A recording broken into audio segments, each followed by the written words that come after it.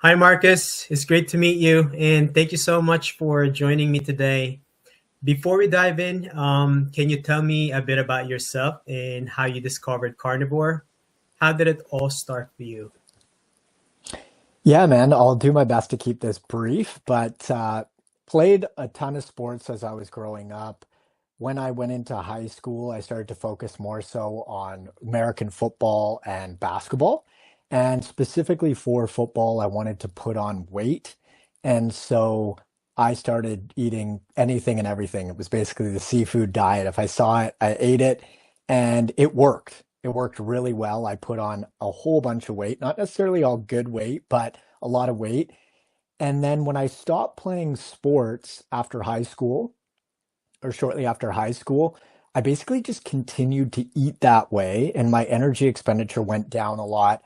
My alcohol intake increased a whole bunch. And so, sort of the perfect storm, I ballooned up, got really, really heavy. I had a lot of digestion issues. I had eczema, a ton of joint pain. Just, I generally didn't feel well. My energy levels were lacking. And I had a lot of mental health stuff too. So just some depression, angst, stuff like that. And then I actually went on more of like a bodybuilding style diet. So it was higher carb, lower fat, and, moderate to high protein. That actually worked quite well for me at that time. I lost 60 pounds, started to feel a lot better, but still there were some missing pieces. Digestion wasn't exactly what I wanted it to be. Mental health wasn't either. Things improved, but there was some room for improvement. And so I sort of progressed into a bunch of different diet iterations, moved to animal based. So I lowered the carbohydrate some and upped my fat, and then experimented with that for 3, 4 years, something like that, and then decided to go full on carnivore because my joint pain specifically was still pretty bad. And I wanted to experiment with carnivore to see if it would clear up my arthritic knees. And fortunately, it did, which was crazy. And then I also saw a whole bunch of other benefits alongside carnivore that I didn't even know were going to come along or were baked into the cake essentially. So that was my progression from, the seafood diet all the way to carnivore. And now I include some carbohydrates here and there, but the vast majority of what I eat, say 80, 90+% of my calories are animal foods. That's pretty awesome. How long were you in the seafood diet for? Oh man, I think I started following that when I was like 14, 15. So I did that all through high school and then even after that. So I think for the first time, I really got in shape. I was always interested in health, and I started my business when I was 25. So I had gotten in shape by then, but it was a solid, you know, 7, 8 years, something like that. And then I started to experiment with some other stuff. So, um, yeah, I was in a bad spot for a while, basically. Yeah, I mean that's pretty nice. So you're very familiar with this diet, being like 7 to 8 years. I think it's cool that you're carnivore now. Like, you tested things and you find out like what works for you, especially with the carnivore approach. You were having those health issues you mentioned, like the digestive issues and eczema. Did you have them for long periods also, like many years, or did you had them like while you were doing the diet, like seafood diet or other forms of diet? Yeah, so the digestion issues definitely got worse when I was following that, eat everything in sight diet. And they were in place for quite a while, that entire time. And then when I cleaned things up and followed, more so a bodybuilder style diet, they did get better, but it took me a while to really dial in what foods were causing issues for me. So, for example, FODMAPs. I don't do well with a lot of high FODMAP food. So, I really have to be aware of how much of those that I'm consuming. It really disrupts my digestion. Fiber, also, essentially, the less fiber that I consume, the better my digestion is. And so I've really noticed that my digestion is the absolute best on carnivore, full carnivore, minus dairy. But any sort of plant foods, fruit, things like that that I include in my diet, aside from I'd say white rice, I just have to be really aware of because they cause digestive upset for me. So I'm really grateful to say that I do have a handle on my digestion now, but it was, years in the making of experimentation and just finding out what worked best for me. Oh, that's pretty nice. I think you mentioned also bodybuilding diet. So was that like right after the seafood diet you jumped into bodybuilding, or was that like a combination? Did that pretty much like help you with the I guess with you were doing football and basketball, so like very athletic stuff. Did that help you with those things, or like did it give you like I guess maybe like contributed to the health issues? What are your thoughts? So the seafood diet, when I was just eating anything and everything, that was when I was playing competitive sports. And then after I finished playing competitive sports, I moved more into a bodybuilding diet and I was very meticulously tracking calories and macros. And my carbohydrates were quite high. And at that time, I felt pretty decent. It was just such an improvement to the diet that I was on before. And I was able to lose a ton of fat. Like I lost 60 pounds. I got lean for the first time. That was really, really empowering. But like I said, I still had some of those nagging issues, energy. My blood sugar wasn't as stable as it is now. The joint pain was like the biggest thing. The eczema did clear up, which was awesome. That was huge for me. But the joint pain, the arthritic knees, were just not going away. And so I wanted to keep tweaking and I wanted to find out essentially what was causing those issues because, I was happy with the way that I looked. I just wasn't fully content with the way that I felt. I see. Yeah. So those knee pains, like, did you like, are you still doing the, I guess basketball, football, or maybe, weightlifting? Are you still doing those activities now? Because with carnivore, you pretty much, got better, right? Yeah. Are you still doing those activities? So I'm not playing competitive football or basketball anymore, but I did pick up running, which has been super cool. So I started running when the joint pain went away, which was so awesome. It was really, really empowering because I always played more so sprint sports and the longer distance stuff honestly was just too painful. Like it was too uncomfortable to do, so I chose not to do it. And then when I was able to put the knee pain aside, like I was basically pain free and discomfort free, I picked up running, which I never thought that I would do just because I lived my whole life with this knee pain and I just couldn't even imagine the idea of being able to run longer distances pain free.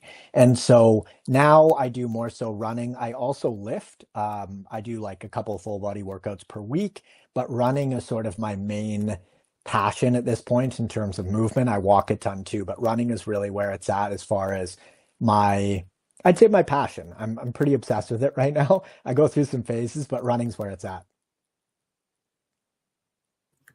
That's pretty awesome. I feel like I relate to that as well because I do a lot of running myself. I Oh, play cool. tennis and yeah, and I've done marathon, half marathons in the past.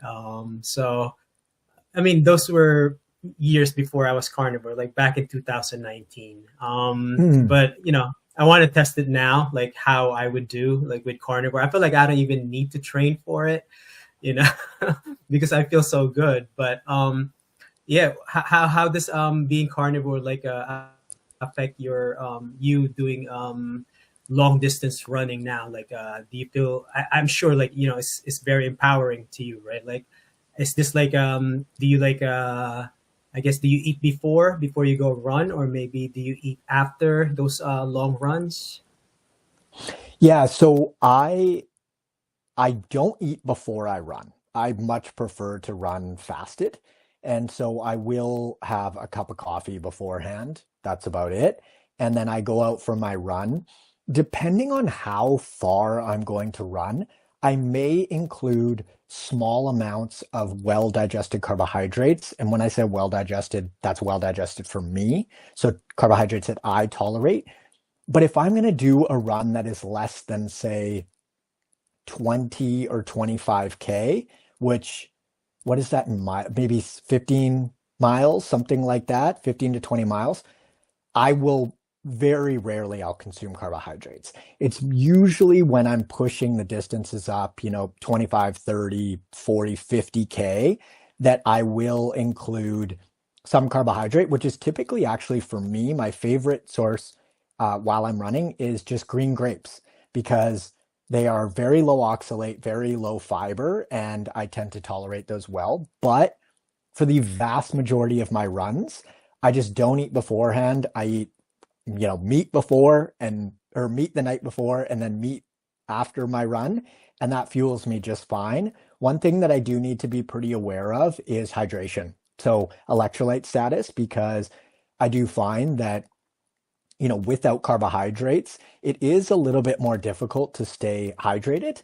So I do make sure that I have electrolytes on board and things like that so that I can just stay injury free and keep my performance up.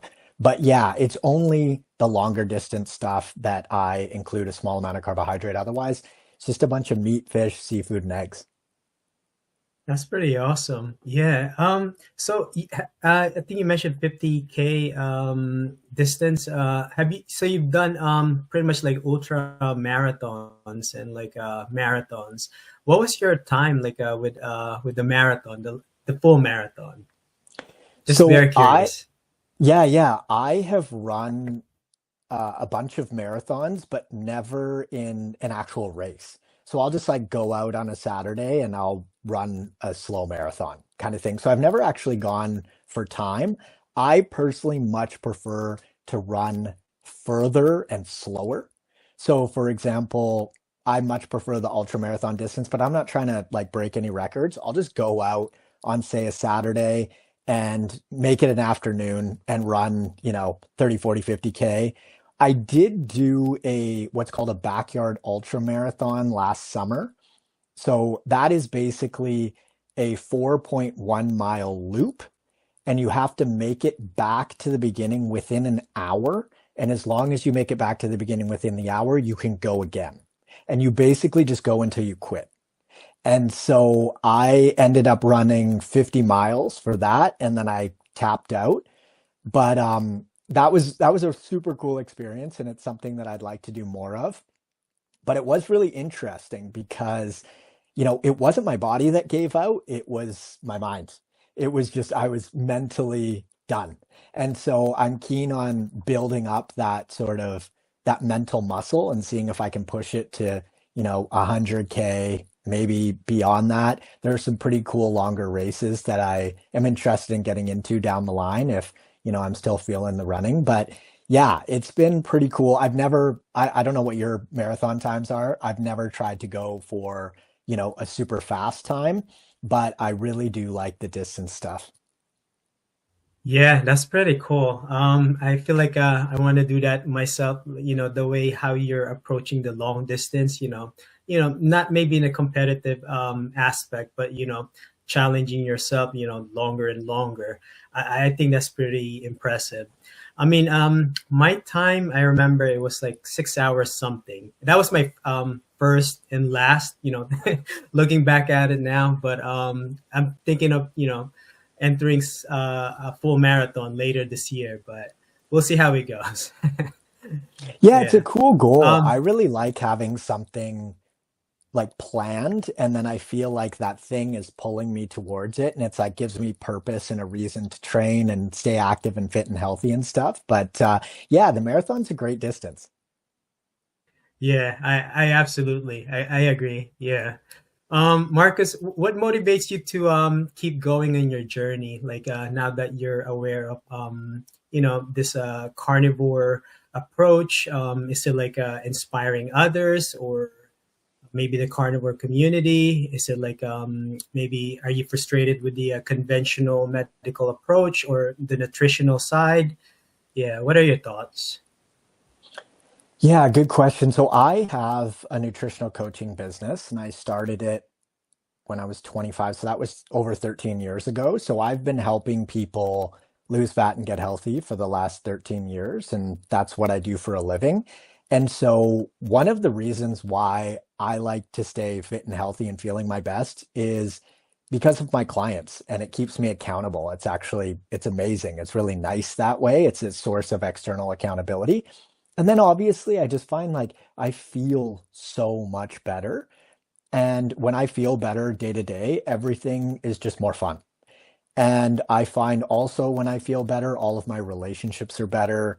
I have a girlfriend, I've got family, I've got a couple nieces and things like that. And I just find that when I'm taking good care of myself, I can show up in a much more powerful way in my life across the board, relationships, my work, just everything.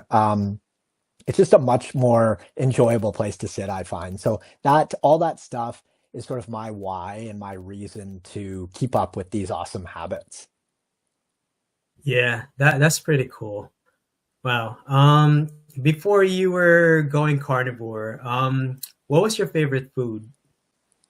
Oh, so man, I'll before I was like mostly eating meat, fish, seafood, and eggs, I was sort of more so like animal based, but that'll be like an uninteresting answer. So I'll say when I was just eating anything and everything, I would say pizza was up there.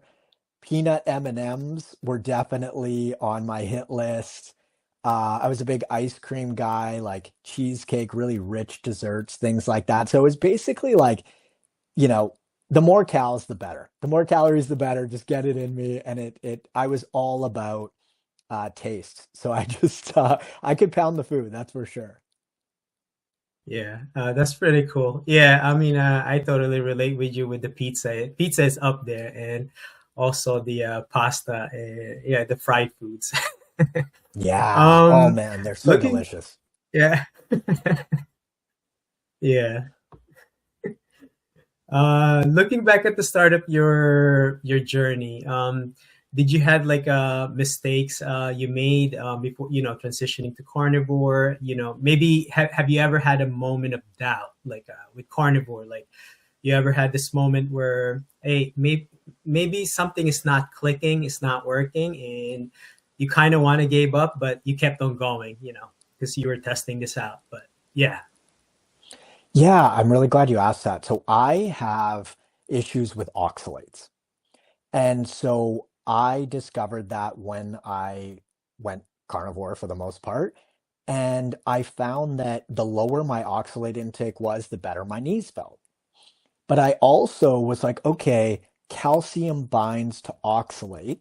And so if I consume dairy containing foods, that is going to, if I do consume oxalate containing foods, it's going to bind to that oxalate and I won't absorb it as readily. And therefore, my knees should technically feel better. But what I didn't know was that dairy was actually causing an inflammatory response for me. So that alone was flaring up my knees, and so was oxalate.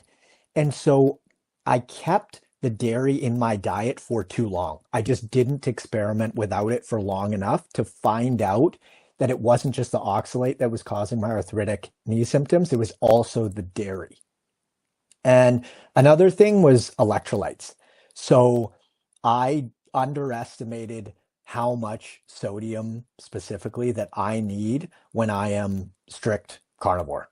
Like I need a lot of sodium, and I just heavily underestimated that. And so I was finding myself feeling a little bit flat and dull. And I was like, oh, is this just maybe some transition symptoms? If maybe I went out on the weekend and had a meal with a bunch of carbohydrate or something like that. And I found that really staying on top of my sodium intake has helped me feel so much better. And it's basically like just turning the lights on. I feel a little bit dull. I feel calm, but dull, low energy, stuff like that. I get the sodium to where it needs to be, and it's almost like the lights turn on and I have endless energy. That was a massive, massive turning point for me too. yeah. Wow, that's pretty awesome. I mean, you mentioned oxalates, and I feel like many carnivores. maybe all carnivores, like the oxalate issue, oxalate dumping. I feel like this is a test for all carnivores, whether you can weather the storm. If you pass the storm, then you'll see the result of carnivore. If you don't, then you'll never see it. I don't know, something to that sort. But yeah, did you had a really bad experience with oxalate dumping? Because I know you said your knees were getting better if you eat like food that doesn't have much oxalates on in it. Yeah, so it's actually tough to say for me whether I was experiencing oxalate dumping or not, just because I was still consuming dairy. And my dairy consumption actually went up when I started eating more carnivore because it's just one of those foods. It's really delicious. It's nice to add, throw cheese on meat or have some yogurt. Like milk products are just absolutely amazing. And so I don't know, to be honest, whether I was experiencing the inflammatory response from the dairy or from reducing the oxalate in my diet. If I had to guess, my intuition tells me that I actually wasn't experiencing oxalate dumping. I probably benefited from reducing the oxalate in my diet a ton, but the dairy was actually causing arthritic knee symptoms for me. And if I had reduced the dairy or cut the dairy out completely, I probably would have felt great way sooner. Yeah, well said.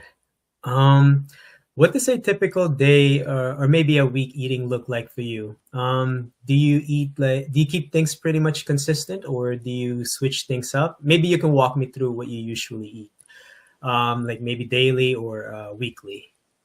Yeah, totally. So I love ground beef, eggs. I eat a ton of burgers. Like I like the pre-frozen pattied burgers from Costco, for example. Their sirloin burgers are amazing. I'll throw those in the air fryer and have those quite consistently.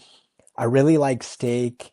If I'm feeling saucy, I might do, a ribeye or a T-bone or something. But more often, I'll do something like a chuck or blade steak. Those are really, really delicious and more affordable than ribeyes and T-bones and stuff like that. I don't do a lot of filet just because I find that it's too lean for me. I do like the taste, but I lean more towards the fattier steaks for myself. And then I also eat fish. So I love sable fish, which is a fattier white fish. It's absolutely delicious. Salmon and trout are really nice. I'll mix in a little bit of shrimp here and there and other seafood that's leaner, but it's more so as a supplement to a meal. It doesn't make up the base of the meal just because it's too lean and it won't hold me. And because I don't eat things, dairy containing foods like butter, for example, I'm like, I love butter with shrimp, like shrimp cooked in butter in a pan with a bunch of salt, for example, is absolutely delicious, but dairy's off the table for me. So I stick with fattier sources of meat, fish, a little bit of seafood, lots of eggs. So I might even make some eggs and instead of cracking all of the whites and yolks into the pan, I might, do say 6, 8 eggs and then add a couple yolks just to boost up the fat a little bit. It'll hold me a little longer. Um, and then, like I said, if I am doing a long run that is pushing the limits or like pushing the mileage up rather, that is 25, 30 plus K, I might include a small amount of carbohydrate the night before or during the run. And I do find that my performance is a little bit better and it holds me in terms of electrolyte status more effectively. But for the most part, day to day, it is meat, fish, seafood, eggs, quite a bit of fat. I eat pretty high protein too. I do not limit my protein personally. I know some people like to stay more so in the those like ketogenic ranges where the fat is much more elevated, protein's lower. I like to keep my protein quite high just because I enjoy eating a lot of protein for taste. Um, so yeah, that's sort of how things look on a day-to-day basis or over the course of a week. Yeah, that's pretty interesting about the butter. Because I had eczema also. Actually, I still have Hmm. eczema. But I'm actually thinking of removing butter out of my diet because 95% of my eczema have healed, but I'm trying to solve the last 5%. I'm suspecting maybe it's butter or maybe the dairy products, but I don't know. I'm considering. Yeah. Yeah, when my clients have skin issues, the first two things that I have them remove are dairy and fried foods. You're obviously not consuming fried foods. So dairy is, man, it's tough though because it's so delicious, right? It adds so much to a meal, but I guess it's just trade-offs if, you can experiment with it and stuff like that. I don't know, for other people with eczema specifically, sometimes higher histamine foods can cause issues. So definitely worth experimenting with, I think. Yeah, absolutely. Yeah. I mean, right now I'm kind of like satisfied, with the whole 95% out of the skin. But yeah, I definitely agree with what you're suggesting right now. Marcus, what's the hardest thing about being carnivore for you? Like for me, has been the social gatherings, the travel, and the cravings in the beginning. Slowly went away. What about for you? What's the hardest thing for you? Ooh, that's a good question. I would say the hardest thing for me is just probably not eating fruit, to be honest. I absolutely love fruit. I don't find highly processed foods all that tempting anymore. Obviously, they were highly tempting for the vast majority of my life, but I don't find those as hard not to eat as I do to like just go crazy on fruit because I absolutely love it. And then second to that would probably be dairy. I love like Greek yogurt with a whole bunch of fruit, some cinnamon and maybe honey on it or maple syrup is like absolute dessert to me. It's not that that's an unhealthful way to eat, but I think that for me, I don't think for me, dairy just does not work. And then also, I just need to be mindful of my carbohydrate intake and my FODMAP intake and sugar intake, all that sort of stuff. So I think that the hardest part for me is just dairy and not consuming or over consuming fruit because it is absolutely delicious. Yeah, absolutely. Marcus, if you had to describe the impact of carnivore in your life, what one word would you describe it and why? Mm, interesting. One word.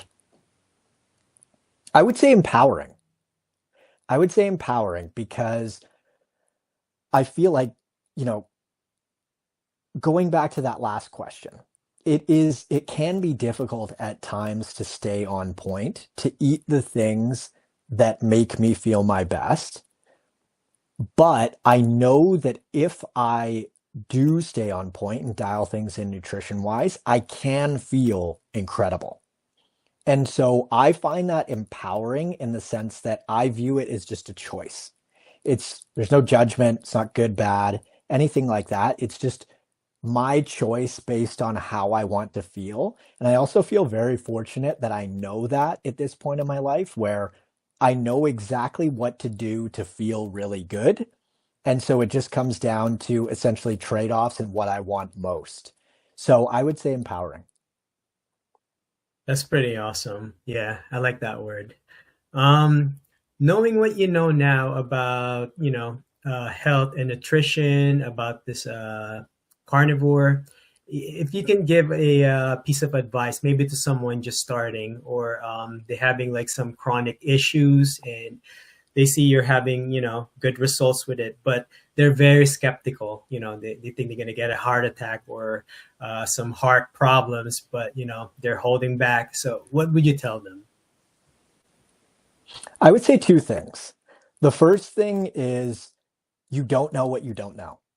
So, like, there's no way for you to know how good you can feel until you try it. Now, you can always try it and then go back to what you were doing before. No harm, no foul. Heart disease, for example, takes decades to develop. You're not going to get a heart attack overnight. If you do 30 days, it's not going to happen. And then, secondarily, let's say hypothetically you do increase your risk of cardiovascular disease by some small percentage. Is it worth it for you to feel that much better? Let's give the example of me. I feel so much better mentally, physically, emotionally eating this way. My joint pain is gone.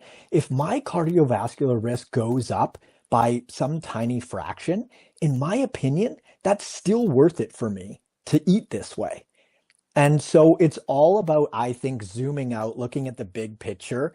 And as far as the cardiovascular risk stuff goes, it's all theoretical anyways. We don't truly know. And so I think that it's worth a try. You don't know what you don't know. And then secondarily, zooming out and taking a big picture view of, what your priorities are. And even if your risk in one small area increases by a small portion, it might just be worth it for you because you feel so much better in every other area of your life. Yeah, that's a pretty awesome advice. I like how you put it together. Um, Marcus, how do you see carnivore movement maybe in the next 5 to 10 years? Do you see carnivore like in a positive light, or maybe in a negative light, or maybe both? Like positive light would be more people learning about this lifestyle and then trying it because people are healing, disease being cured. And then the negative would be maybe censorship, meat prices going high, false information. What are your thoughts on this? I personally see it in a very, very positive light, especially for mental health. Things like schizophrenia, bipolar, all that sort of stuff, depression, anxiety. I think it is massively or can be massively helpful. And then also, you know, I think that for autoimmune disease, there is no more powerful tool. Um, I mean, if someone can put, we're seeing now like MS lesions regressing, which we didn't even know that could happen. And so there's so much cool stuff coming out on the autoimmune front, whether it be, Crohn's, colitis, eczema, like we've experienced, just general digestive issues, MS, lupus, all sorts of cool things. And so I think for autoimmunity, at this point, there's so much momentum behind it that it's just going to be hard to stop. Like people are sharing their stories and they're really, really compelling.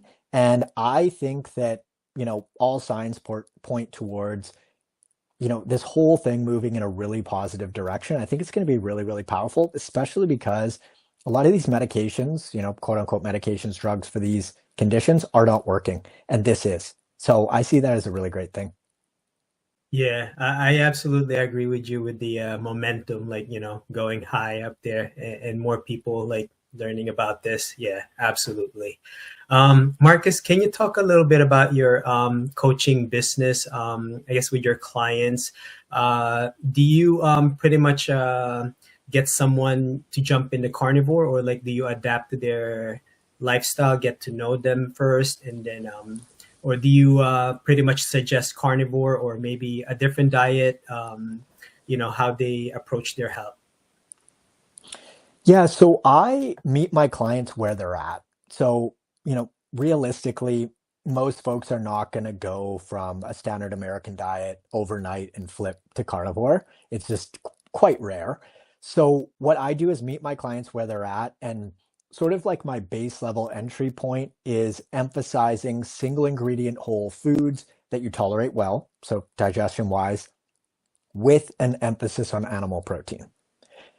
If someone was interested in moving towards the carnivore end of the spectrum, we would, gradually reduce carbohydrate, increase fat. They would probably gravitate more towards something like an animal-based diet.